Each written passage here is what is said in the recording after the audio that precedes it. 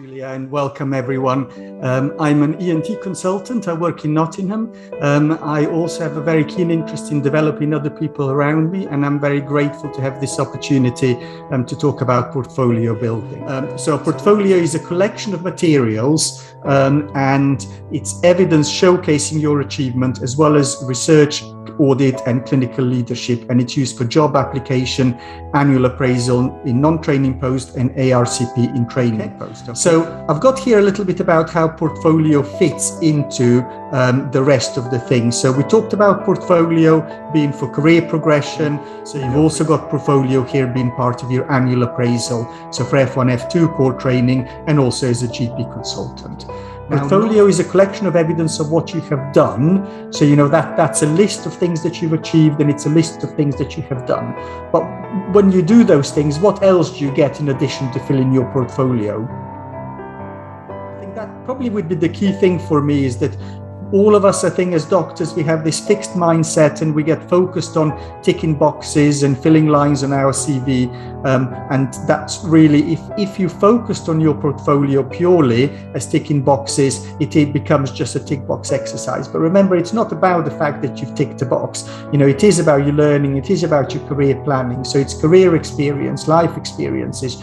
You make contacts, you learn, you develop. So it's not just about... For the rest of the session, I've chosen to focus on core surgery self-assessment, not necessarily because I expect that all of you are going to be applying for core surgery, but because portfolio is a really key part of core surgery self-assessment. And I'm going to talk through what goes into the core surgery portfolio. And in particular, I'm going to focus about the differential weight that is given to different things. So if we're looking at what we're going to be doing in terms of your portfolio, what you're going to put in your portfolio, certain things are going to give you more points, whereas other things are going to give you fewer points. So I think that for me is really important. If you're going to be strategic about what you're going to do with your portfolio, for example, if you pass the MRCS, you get 3 points. But equally, if you've sat the MRCS Part A, or even if you've booked it, you still get 1 point, okay? Remember, I said that you get 4 points if you've attended 2 surgical courses. Well, if you do a PhD, you also get 4 points. So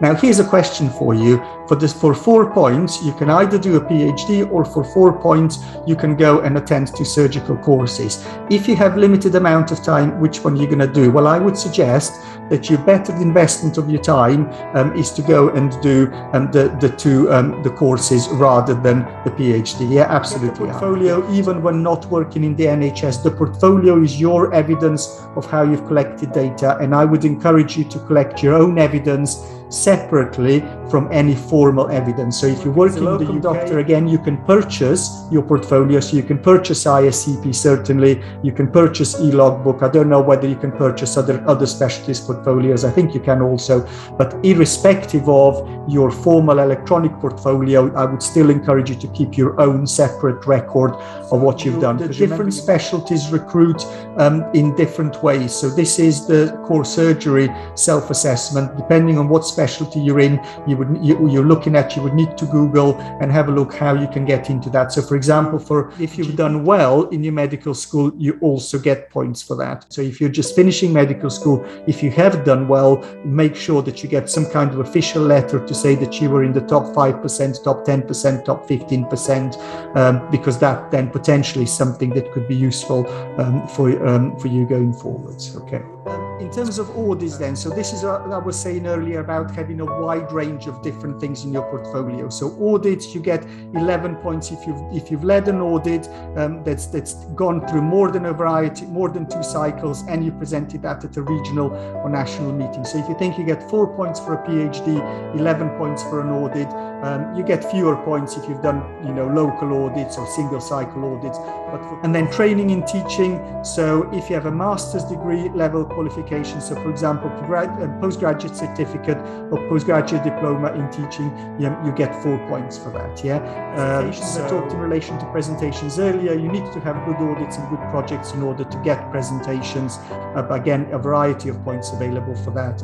and for publications also. Getting publications is difficult, so the key thing really is to try and look out, what's interesting, keep your eyes open, and remember that to publish something you're going to need to do quite a lot of work for it. So be prepared to the points available for national leadership and management role related to the provision of healthcare. So you can be a regional representative, a trainee representative at your professional associations. You can be part of BMA, you can be part of HCSA, various trade unions. So look for opportunities that have leadership role, course represented here. Top tips for career success. As we said earlier, it's not about box ticking. Of course, there's a game learned, and it's about how much you've enjoyed the jobs. It's about the connections that you've made. So my tip then is to start early.